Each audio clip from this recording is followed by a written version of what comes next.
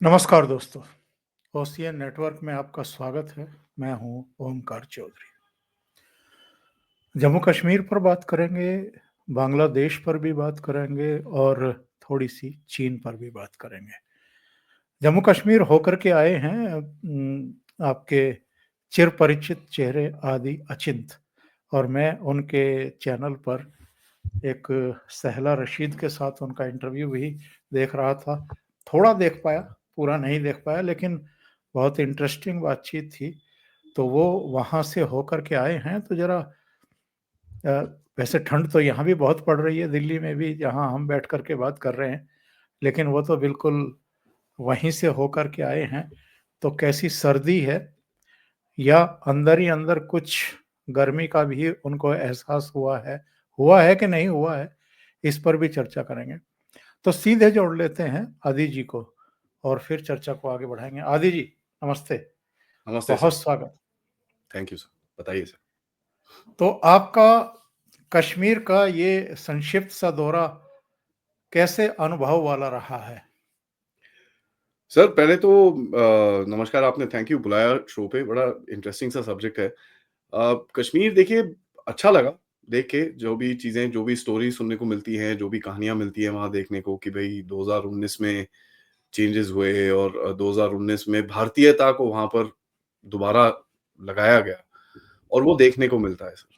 वो तो बात बड़ी क्लियर है। हैविंग सेड दैट देखिए सर, लोग वहाँ पर थोड़े स्मार्ट हैं, थोड़े अपॉर्चुनिस्ट हैं, उनको पता है गंगा किस तरफ बहती है। तो इस टाइम पे 3-4 साल में पूरे लोगों का नज़रिया बदलना तो बहुत मुश्किल है।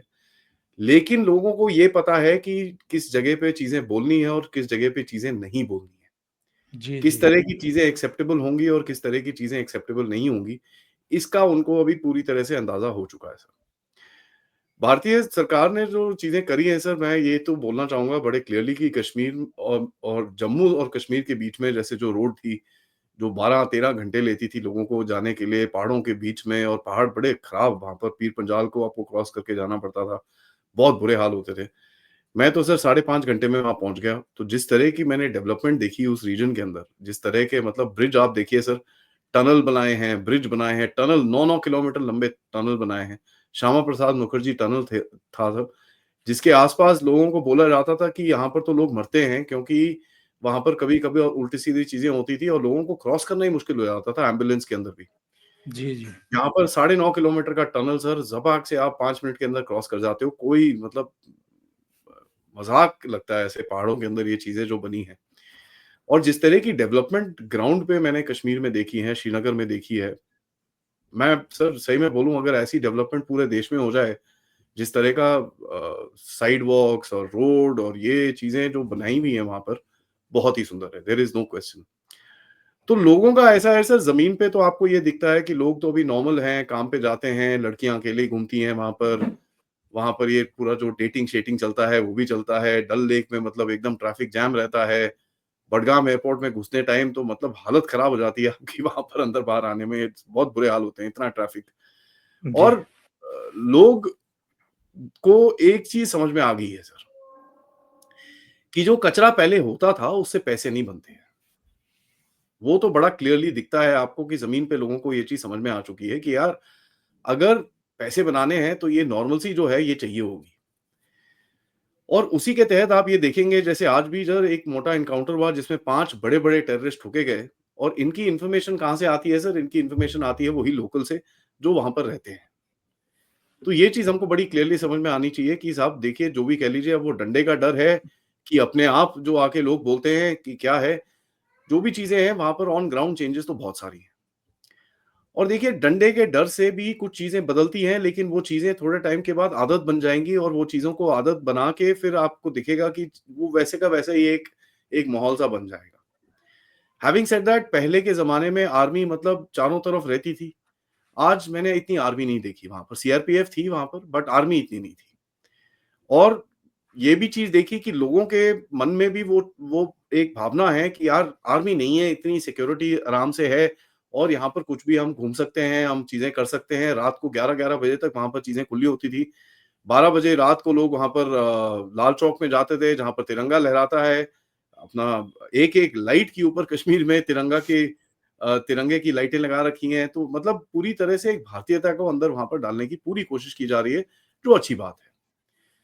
लेकिन देखिए, मेरे को जो डिसअपॉइंटमेंट वहाँ पर हुई देख के कि किस तरह की पॉलिटिक्स खेली जा रही है वहाँ पर। अब वो पॉलिटिक्स क्यों खेली जा रही है, सबको अपना पत्ता चमकाना है। तो अभी पहला-पहला इलेक्शन हुआ है, तो थोड़ी बहुत पॉलिटिक्स वहाँ पर चलनी शुरू हो गई है। पहले आप देखिए आर्टिकल 370 को वहाँ पर एक असेंबली के अंदर लाया गया, उसको उसके ऊपर पूरी वोटिंग हुई, ये हुआ, वो हुआ, पूरा कचरा हुआ, रेज़ोल्यूशन पास किया गया। लेकिन उन लोगों को ये भी पता है कि साहब ये सब जो भी रेज़ोल्यूशन और ये सब चीज़ें हैं, ये सिर्फ़ पॉलिटिकल नैरेटिव है, इसके आगे कुछ कर नहीं सकते आप। बिल्कुल। तो एक तरह से तो थोड़ी समझ तो है लोगों को कि यार अब ज़माना बदल रहा है, लेकिन क्या करें कि जो पुरानी आदतें हैं ना सर, वो जाने में थोड़ा टाइम लगता है। ये चीज़ हमको थोड़ी माननी पड़ेगी कि आप देखिए 30-40 साल से वहाँ पर जो पत्थरबाज़ी होती थी, ये चीज़ें होती थीं, वो जाने में थोड़ा जो जो एक मेंटल से माइंडसेट है, जो एक दिमाग का नज़रिया होता है, वो जाने में थोड़ा टाइम लगेगा सर।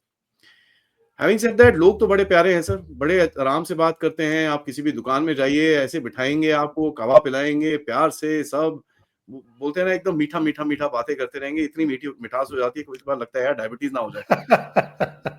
लेकिन कई लोग जेन्युइन हैं सर, कई लोगों को चेंज चाहिए वहाँ पर, आपको दिखता है जिस तरह से लोग मिलते हैं, वो बोलते हैं कि यार जो पहले था वो दोबारा नहीं आना चाहिए।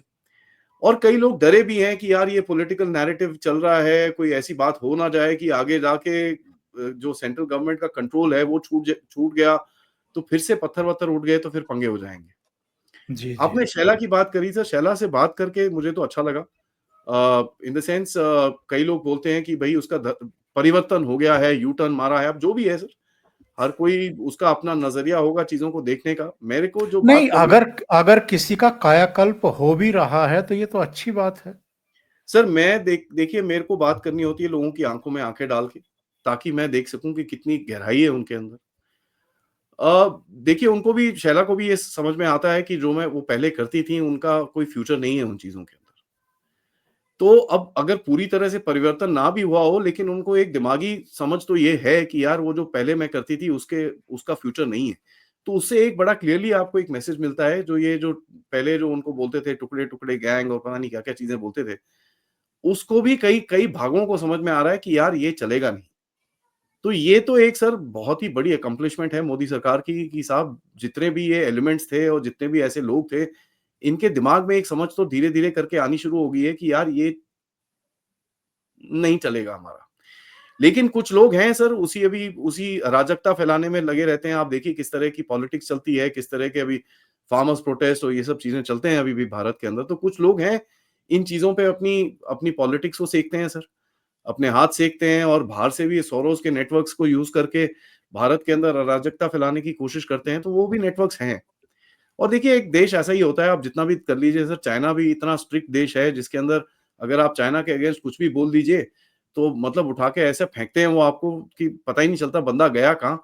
उस देश के अंदर भी प्रोटेस्ट होते हैं और उस देश के अंदर पिछले 1 साल में हमने कम से कम 8 ऐसे प्रोटेस्ट देखे हैं, जहाँ शी जिनपिंग को डायरेक्टली गाली दी गई हो। तो इतने कंट्रोल के बाद भी कुछ लोग हमेशा होते हैं जो अलग स्ट्रीम में चलते हैं और ये भारत में भी रहेगा। ऐसे हटाना कंप्लीटली तो बहुत मुश्किल है। बिल्कुल हैविंग सेड सही। दैट कश्मीर में मेरे को एक चीज़ बड़ी इंटरेस्टिंग दिखी कि वहाँ पर एक कश्मीर और जम्मू रीजन के अंदर कि जम्मू वाले लोगों को अब ऐसा दिखता है कि वो बोलते हैं यार हमको ये कश्मीर के साथ नहीं रहना। हमको अभी अलग राज्य चाहिए। हमको अपने जम्मू के लिए अपनी अपनी बातें करनी है, अपना ट्रेडिशन को आगे लेके जाना है। क्योंकि देखिए सर 2 सेपरेट जगह हैं। आप वहाँ पर जाके देखेंगे 2 सेपरेट जगह हैं, 2 सेपरेट स्टाइल है लोगों के, 2 सेपरेट भाषाएँ हैं। वहाँ पर कोई ऐसी चीज़ आपको दिखती नहीं है जो एक जैसी हो। लोगों का ढंग ही अलग है। तो मेरे हिसाब से तो आगे जाके जम्मू को अलग करना चाहिए, कश्मीर को अलग रहने देना चाहिए क्योंकि जिस तरह की जगह है और जिस तरह का एडमिनिस्ट्रेशन भी वहाँ पर है, हर चीज़ अलग-अलग है वहाँ पर। तो अगर अलग-अलग है तो उनको अलग-अलग रहने दीजिए क्योंकि उसके वजह से काफ़ी बीच में टेंशन्स आती हैं, उस रीजन के अंदर। और जम्मू वाले लोगों को ऐसा दिखता है कि उनको उनको हमेशा एक फीलिंग सी रही है कि यार कश्मीर के नाम पर हमको हमको इग्नोर किया गया। तो वो फीलिंग हमको आगे जाके थोड़ा-सा हटानी पड़ेगी क्योंकि ऐसा ना हो कि जम्मू वाले लोग अ, आई मीन गलत तो नहीं बोलना चाहता बिकॉज़ जम्मू वाले लोग बड़े राष्ट्रवादी लोग हैं, बट उनको ऐसा फीलिंग नहीं आनी चाहिए कि यार देश हमारे बारे में सोचता नहीं है। तो मेरे हिसाब से तो सर जम्मू को अलग करना अगले 3-4-5 साल के अंदर बड़ा इम्पोर्टेंट रहेगा और कश्मीर को अपनी जगह पे अपनी कल्चर, अपनी हिस्ट्री और अपना जितना भी उनका नज़रिया है, उसको रखने का पूरा हक है और उनको भी धीरे-धीरे करके इस चुंगल से बाहर निकालने का हमारा कर्तव्य बनता है और धीरे-धीरे करके हमको वो करना पड़ेगा। आदि जी, पूरी जी, लोकसभा चुनाव में और अभी विधानसभा के चुनाव में भी ये तो साबित हुआ है और सिद्ध भी हो गया है कि जो घाटी का माइंडसेट है, लोगों का माइंडसेट है, वो आसानी से बदलेगा नहीं। आप अपने कपड़े भी उतार करके उनको दे दो और सब कुछ उनको दे दो, तो भी वो आपको वोट देने वाले नहीं हैं। उनका जी, माइंडसेट जिस तरह का है, जिस तरह का कट्टरपन वहाँ पर है, जिस तरीके से उनको प्रशिक्षित किया गया है या जो एक मदरसे की देन होती है और एक ब्रेन वॉश कर दिया जाता है, वो उसी में रहेंगे वो। तो ऐसे में जब ये लद्दाख अलग किया गया था, तो उसी समय जम्मू को भी अलग कर लेना चाहिए था। कर लेना चाहिए था सर, उसमें कोई डाउट नहीं है आपका और लोकसभा चुनाव, विधानसभा चुनाव में मैं एक छोटा-सा नज़रिया रखूँगा, लोगों ने बड़ी सारी वोटिंग करी, लेकिन एक चीज़ हमको ये भी दिखती है, श्रीनगर सिटी के अंदर वोटिंग सिर्फ 18% हुई। तो लेकिन जो बाहर दूर-दराज के जो छोटे-छोटे टाउन्स हैं, छोटी-छोटी जगह हैं, उनके अंदर वोटिंग ज़्यादा हुई। तो यहाँ पर ये दिखता है तो श्रीनगर जो मेन सिटी है, जहाँ पर पॉलिटिक्स ज़्यादा होती है और जहाँ पर ऐसे उल्टे-सीधे बातें ज़्यादा होती हैं, वहाँ पर अभी भी थोड़ा-सा एक एक एक मेंटालिटी है कि यार कहाँ ये वो ऐसी मेंटालिटी है। बट जो पहलगाम और जो दूर-दराज के छोटे-छोटे गाँव हैं, जिनके अंदर एक्चुअली डेवलपमेंट पहुँच रही है, वहाँ पर ऐसा दिखता है कि उनको अभी वो जो डेमोक्रेसी की एक वैल्यू थी, चाहे जिसको मर्ज़ी वोट करें वो, बट डेमोक्रेसी की जो एक वैल्यू थी, वो उनको अभी थोड़ी समझ में आ रही है। Having said that sir, BJP ने इस बारी उस घाटी के अंदर इतनी जोर से ना घुसे, ना उन्होंने अपने आप को प्रेज़ेंट करा, लेकिन जो भी करा उसके बाद भी कई सीटों में तो सिर्फ़ सर 1000 सीटों से हारे हैं लोग। तो ये चीज़ हमको समझ में आनी चाहिए, 1000, 1200, 1500 सीटों से हारे हैं, तो स्कोप तो है काम करने का। लेकिन बीजेपी को आगे जाके काम ज़रूर ग्राउंड पे करना पड़ेगा, लोगों से बातें करनी पड़ेगी, लोगों के साथ कॉन्टैक्ट में रहना पड़ेगा क्योंकि वहाँ पर देखिए एजुकेशन तो काफ़ी है सर। लोगों को समझ तो है, लेकिन अब करिए देखिए ना जो एक वो आपने जैसे बोला जो रेडिकलाइज़ेशन और जो मदरसे का जो एक नेटवर्क है, जब तक वो जो देखिए अपर सोसाइटी में तो नहीं बट लोअर सोसाइटी के अंदर जब तक उसका कंट्रोल रहेगा, ये चीज़ें तो चलती रहेंगी सर। बट एक चीज़ हमको ये भी दिखती है आज जो 100 150 टेररिस्ट हैं कश्मीर के अंदर, वहाँ पर सिर्फ 15-20 जो हैं वो लोकल लड़के हैं, बाकी सारे पाकिस्तानी हैं। तो आपको ये भी दिखता है कि लोकल रिक्रूटमेंट जो है, लोगों को ये समझ में आया है कि यार अपने बंदे-बंदे मरवाने का कोई फ़ायदा नहीं है। Having said that sir, Kashmir में पिछले 25-30 साल से जो इंसर्जेंसी रही है, जो वेपन्स रहे हैं वहाँ पर, उसके चक्कर में घर-घर में हथियार हैं। अब मैं ये नहीं बोल रहा हर घर में हथियार हैं, बट घरों में हथियार अभी भी हैं। अब ये कैसे आते हैं सर? आते ऐसे हैं कि उस टाइम पे टेररिस्ट आता था, उनके घर में कुछ खाना-वाना खाता था, उनको बोलता था यार ये 4 हथियार रखो, मैं बाद में आके ले लूँगा। अब ये बेचारे जी, चाहे उसको हेल्प करने के लिए कि यार बेचारेपने के चक्कर में बिकॉज़ ये कुछ कर नहीं सकते थे, हथियार रख लेते थे। अब हथियार रख लेते थे, टेररिस्ट बाहर जाता था, ठुक-ठाक जाता था वो। वो मर-मुरा जाता था, वो हथियार वहीं का वहीं पड़ा है। तो जो एक एक सोसाइटी के अंदर बंदूकें और ये सब चीज़ें हैं, उनका अभी भी है जिसको साफ़ करना ज़रूरी है सर। दूसरा ड्रग्स का जो एक वहाँ पर नज़रिया है और जिस तरह से ड्रग्स फैल रहे हैं सर, तो उड़ता पंजाब के बारे में हमने सुना है, यहाँ पर तो उड़ता कश्मीर भी दिखता है सर। तो जिस तरह से अभी देखेंगे पिछले 2-3 हफ्ते में वहाँ पर क्रैकडाउन शुरू हुआ है ड्रग्स के ऊपर, उसको थोड़ा इंटेंसिफ़ाई करना पड़ेगा हमारी फ़ोर्सेस को ताकि ये जो ड्रग्स का एक दिमाग खराब करने वाला इम्पैक्ट है, ये कहीं न कहीं हमको हटाना पड़ेगा क्योंकि ड्रग्स के बाद क्या होता है कि किसी को ब्रेन वॉश करना और जो ड्रग से इतना एडिक्टेड रहता है कि उसको फिर वो ड्रग लेने के लिए फिर वो कुछ भी करने को तैयार हो जाता है। तो वैसी इंसिडेंट्स आपको आगे दिखेंगी जहाँ पर लोगों को फ़ोर्स किया जाए ऐसे काम करने के लिए।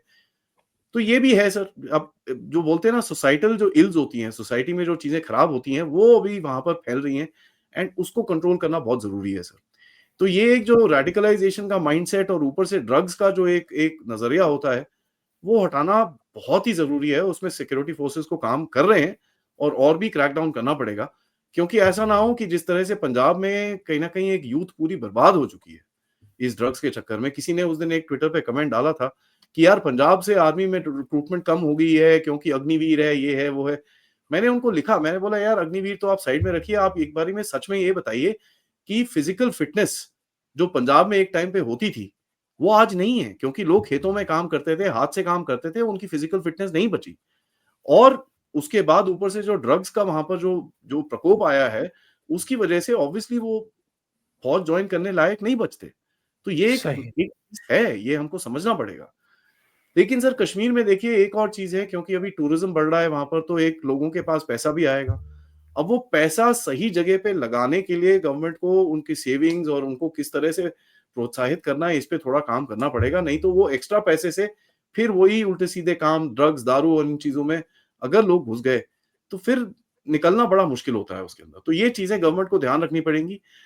But having said that sir मैं एक ही चीज़ बोलना चाहूँगा कि जो अब्दुल्ला साहब की अभी वहाँ पर सरकार है, कोशिश वो बहुत कर रहे हैं कि दोनों तरफ से बात करें कि भई मैं इन ये वाली जो अलग वाली पॉपुलेशन है इसको भी थोड़ा 370 करके इस पे भी मस्का मलाई करते रहूँ और जो मेनस्ट्रीम होना चाहती है उसकी तरफ भी करते रहूँ। तो वो अपने आप को ऐसे-ऐसे देखते हैं कि कभी इस तरफ आपको देखेंगे कि बहुत अच्छी बातें करते हैं। अब जैसे ईवीएम पे उन्होंने एक स्टेटमेंट दिया कि क्या यार सारा टाइम रोते रहते हो ईवीएम पे, तो ये बंद करो, तो ये एक बड़ा अच्छा स्टेटमेंट है। लेकिन 370 के ऊपर भी बातें करते हैं वो, तो आपको दिखता है कि वो दोनों तरफ से बैलेंस करने की कोशिश कर रहे हैं। उनको कहीं न कहीं एक स्टैंड लेना पड़ेगा सर आगे जाके। क्योंकि अगर वो स्टैंड नहीं लेंगे तो ये जो बीच में ये जो बोलते हैं ना वो गैप के बीच में रहने वाले लोग हैं जो इन चीज़ों का फ़ायदा उठाते हैं, ये चीज़ें चलती रहेंगी। हैविंग सेड दैट मैं एक चीज़ और बोलूँगा सर इस परिप्रेक्ष्य में कि देखिए जो आप बोलते हैं वहाँ पर वायलेंस होती है, बंदूकें चलती हैं, लोग मरते हैं। सर ये चीज़ें तो सारे देश में होते हैं, सारी दुनिया में होती हैं। वायलेंस और ये जो मर्डर-शर्डर होता है ये तो सर दिल्ली में एक्चुअली कश्मीर से ज़्यादा मर्डर होते हैं। तो ये तो अब देखिए थोड़ा नॉर्मलाइज़ इसको करना पड़ेगा, एक माइंडसेट चेंज करना पड़ेगा कि कश्मीर, कश्मीर, कश्मीर ये जो एक इम्पोर्टेंस है जो हमारे दिमागों के अंदर है कि कश्मीर के अंदर एक गोली चल गई, ओए होए, ओए होए! भारत टूट गया। ये चीज़ें हमको अपने दिमाग से हटानी पड़ेगी। अब देखिए बैंगलोर में किसी का मर्डर-शर्डर हो जाता है या बॉम्बे में हो जाता है तो हम ये नहीं बोलना शुरू करते ना कि भारत टूट गया। तो ये हमको भी एक चेंज करना पड़ेगा ताकि कश्मीरी लोगों को भी एक समझ में आए कि यार देखिए ये चीज़ें नॉर्मल है। हाँ, थोड़ा टेररिज़्म है, थोड़ी इश्यूज़ हैं वहाँ पर। इसको नॉर्मलाइज़ नहीं करना है, बट हमको इतना बढ़ा-चढ़ा के भी नहीं डालना है कि भई एक इंसिडेंट से भारत टूट जाएगा, पाकिस्तान घुस गया है, ये हो गया है, वो हो गया है। ये चीज़ें थोड़ा हमको दिमाग से निकालनी पड़ेंगी ताकि जो एक ओवर इम्पोर्टेंस कश्मीरियों को दिया हुआ है, वो मेरे ख्याल से अभी बंद करना पड़ेगा सर। बिल्कुल सही कह रहे हैं। आपने उमर अब्दुल्ला का ज़िक्र किया, मैं अभी उनका जो अभी एक बयान आया ईवीएम पे ख़ास तौर से और उन्होंने जिस तरीके से राहुल गांधी और उनकी पूरी मुहिम की हवा निकाली है और यहाँ तक कह दिया कि अगर ईवीएम पे आपको भरोसा ही नहीं है, तो चुनाव मत लड़ो। जब ईवीएम से आपकी बहन जीत करके आ रही है और तुम जीत करके आ रहे हो, तब तो ईवीएम ठीक है। तेलंगाना में, कर्नाटक में, हिमाचल में आपकी सरकार बन रही है, ईवीएम ठीक है। जम्मू कश्मीर में उमर अब्दुल्ला बन रहे हैं, झारखंड में हेमंत सोरेन बन रहे हैं, ईवीएम ठीक है।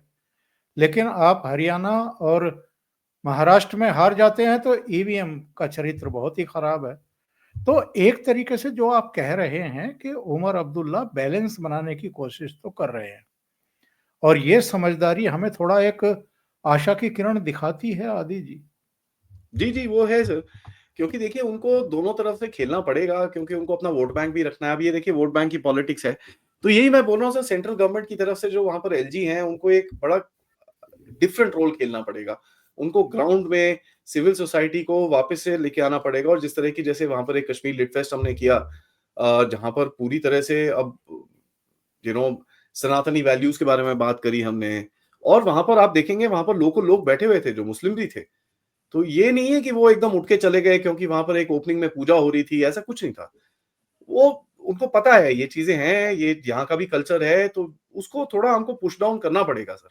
आपका भी कल्चर है, तो हमारा भी कल्चर है, ये भारत है, सब यहाँ पर सेक्युलर चीज़ें होती हैं, दोनों आप अपना कल्चर करिए, हम किसी को रोकते नहीं हैं, लेकिन हमारे मंदिर भी चलेंगे यहाँ पर। तो ये चीज़ हमको डालनी पड़ेगी, कश्मीर की जो रियल हिस्ट्री है, उसको लोगों के सामने प्रकट करना पड़ेगा।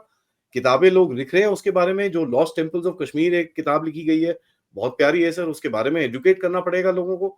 जो वहाँ की असली हिस्ट्री है वो बतानी पड़ेगी। तो काफ़ी काम बचा है सर, इतना जल्दी नहीं है। तो कई लोग बोलते हैं कि भई इलेक्शन जल्दी हो गया, अभी नहीं करना चाहिए था। मैं उस चीज़ को मानता भी हूँ और नहीं भी मानता हूँ क्योंकि मेरे को ऐसा लगता है कि यार कभी तो इलेक्शन आपको करना पड़ेगा। ये जो ब भावना है ये तो अभी कम हो जाएगी लेकिन फिर भी रहेगी। और ये जितने टेढ़े-मेढ़े भावना वाले लोग होते हैं सर इनको ज़्यादा स्पेस नहीं चाहिए होती है, ये थोड़ी-सी जगह के अंदर भी काफ़ी कचरा क्रिएट कर लेते हैं और जिस तरह सही। से हमको पता ही है पॉलिटिक्स आपको पता ही है देश में कैसे चलती है सर। तो वो तो चलता ही रहेगा अभी बट धीरे-धीरे करके इसको चेंज करना पड़ेगा और हमको भी अपना नज़रिया थोड़ा बदलना पड़ेगा। और ये जो पूर्ण राज्य का दर्जा बहाल करने की माँग हो रही है, मुझे लगता है कि अभी तो बिल्कुल समय नहीं है उसका। बिल्कुल नहीं सर, मेरे हिसाब से आप एकदम ठीक बोल रहे हैं। बिल्कुल भी समय नहीं है उसका क्योंकि कश्मीर को अभी थोड़ा-सा दबा के रखना पड़ेगा हमको। इस रीजन को पकड़ के रखना पड़ेगा, सेंट्रल रूल वहाँ पर चलना पड़ेगा। उसमें कोई भी डाउट नहीं है सर ताकि ऐसा ना हो कि हाथ से इतना जो काम करा है वहाँ पर, हमारी फ़ौज ने, हमारे सिविल सोसाइटी ने, कितनी सारी चीज़ें करी हैं, ये हाथ से जानी नहीं चाहिए क्योंकि बहुत मेहनत गई है, बहुत पैसा लगा है, बहुत लोगों की उम्मीदें हैं। ये चीज़ को अभी हमको बर्बाद नहीं होने देना है। अमित शाह साहब ने पार्लियामेंट में कुछ कहा है जम्मू कश्मीर के बारे में। ज़रा सुनते हैं और जी। दर्शकों को भी सुनवाते हैं। 370 पर कई बार चर्चा हुई है। मैं ज्यादा कहना नहीं चाहता। सब जानते हैं कि एक टेम्पररी प्रोविजन को अनौरत संतान की तरह अपनी गोदी में 70 साल तक कांग्रेस ने खिलाने का काम किया और 370 हटाने के लिए लोहे का जिगर चाहिए। और जब देश के प्रधानमंत्री नरेंद्र मोदी जी 2019 में फिर से प्रधानमंत्री बने, एक ही झटके से इसी सदन में 370 और 35 को समाप्त। इसी सदन में कहते थे खून की नदियां बह जाएगी। खून की नदियां छोड़ो, कंकड़ चलाने की किसी की हिम्मत नहीं है। और मान्यवर क्या हुआ? इसके बाद क्या हुआ? 35,000 पंचायत के सदस्य आजादी के बाद पहली बार चुनकर आए। 2 करोड़ 11 लाख एक वर्ष में पर्यटक आए। पत्थरबाजी शून्य हो गई। आतंकवादी घटना 92% कम हो गई। एरिया डोमिनेशन बढ़ा। 33 साल के बाद घाटी में थिएटर में रात्रि का शो चल रहा है। 34 साल के बाद ताजिया का जुलूस निकला। पहाड़ी, गुर्जर, बकरवाल और वाल्मीकि को आरक्षण मिला और घाटी के हर घर तिरंगा अभियान भी चला। श्रीनगर में फॉर्मूला 4 कार रेसिंग हुई। लाल चौक पर तिरंगा शान से फहरता है और दुनिया का सबसे ऊंचा रेलवे आर्च ब्रिज आज चिनाब नदी पर बन रहा है। सबसे बड़ी लंबी ट्रांसपोर्टेशन टनल फिर पंजाल में बनी और निर्यात रैंकिंग में अपना कश्मीर सभी यूटी में नंबर 1 पर निर्यात में आया। मान्यवर, 80,000 करोड़ पाकिस्तान से आए हुए विस्थापित, घाटी से भगाए गए विस्थापित और पश्चिमी पाकिस्तान से आए हुए विस्थापित को 80,000 करोड़ दिया और 1,19,000 करोड़ का निवेश आज आ गए। मान्यवर, 370 के रहते 70 साल में 12,000 करोड़ का निवेश आया था। अब 5 साल के अंदर 1,19,000 करोड़ का। G20 के डेलीगेट्स भी वहां गए। अमरनाथ यात्रा में 4.5 लाख यात्रियों ने अपनी श्रद्धा व्यक्त की और कुपवाड़ा के शारदा देवी मंदिर में 600 वर्ष के बाद पहली बार दीपावली मनाने का काम। मान्यवर, ये कहते हैं 370 हटाने से क्या हुआ? मैं बताता हूं, आपकी तुष्टीकरण की दुकान बंद हो गई है। जो आप कह रहे थे कि एक बहुत बड़ा बदलाव इस समय जम्मू कश्मीर में देखने को मिला है, जी। वो ठीक अमित शाह जी ने वही कहा है। नहीं, ये नहीं, बात तो जानबूझ करके कश्मीर को एक रहस्य लोक बना करके रखा गया। अलगाववादियों को, उग्रवादियों को, पाकिस्तान को खेलते रहने का मौका दिया गया और केवल वोट परस्ती में तुष्टीकरण के लिए। जी सर, आपने एकदम सही बात पकड़ी है क्योंकि देखिए यहाँ पर क्या है, ये जो एक जो दिमाग में वो बना रखा है ना, ओहो कश्मीर, ओहो कश्मीर, ओहो कश्मीर, मैं यही बोल रहा हूँ, ये जो एक एक्सक्लूसिविज्म है, इसको हटाना पड़ेगा सर। कश्मीर नॉर्मल जगह है। लखनऊ कश्मीर में कोई डिफरेंस नहीं है हमारे दिमाग में, और ये बड़ा क्लियरली हमको हटाना पड़ेगा कि यार हो गया, अब बन गया आपका पुलाव, बन गया भाई, अब उसको वापस नहीं, चावल में नहीं बदल सकते आप, कच्चे चावल में हो गया अभी काम। और जो भी है जो उसके अगेंस्ट में जाएगा, उसको उठा के फिर सीधा करना पड़ेगा, उसका सॉफ्टवेयर अच्छे से अपडेट करना पड़ेगा और उसके एग्जाम्पल क्रिएट करने पड़ेंगे सर आगे जाके। तो ये तो करना पड़ेगा सर। और देखिए, मैं तो ये एक अमित शाह जी जो बोल रहे हैं उसको मैं थोड़ा ऐड करूंगा कि साहब, जो भी वहां पर इलेक्टेड गवर्नमेंट आती है उसका स्क्रू टाइट करके रखना पड़ेगा आपको, ताकि वो लाइन से इतना भी हटे, आपके पास इतने दम होना चाहिए कि हटा के उसको बोलो कि बेटा ऐसा है, दोबारा हुई तो प्रेसिडेंट रूल वापस आ जाएगा और तुम वापस अपने घर में जाओगे। बिल्कुल। हम लोग नहीं सहने वाले अभी ये चीजें। ये जो तुम बेवकूफियां करते रहे हो इतने टाइम तक, भूल जाओ, ये हो गया टाइम इसका, ये चीज अब बंद, खत्म।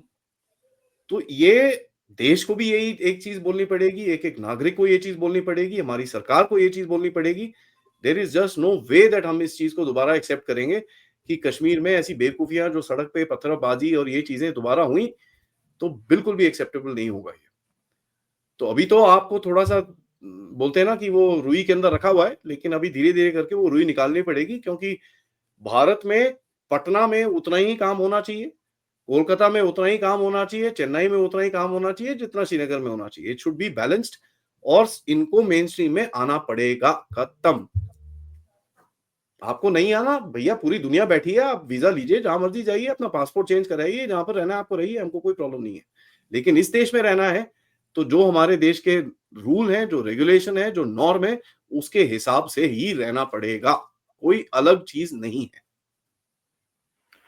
बहुत बहुत धन्यवाद आपका आदि जी, ओशियन नेटवर्क के लिए जुड़ने के लिए और जम्मू कश्मीर पर बहुत महत्वपूर्ण अपडेट देने के लिए। Thank you so much. Thank you sir. नमस्कार। नमस्कार।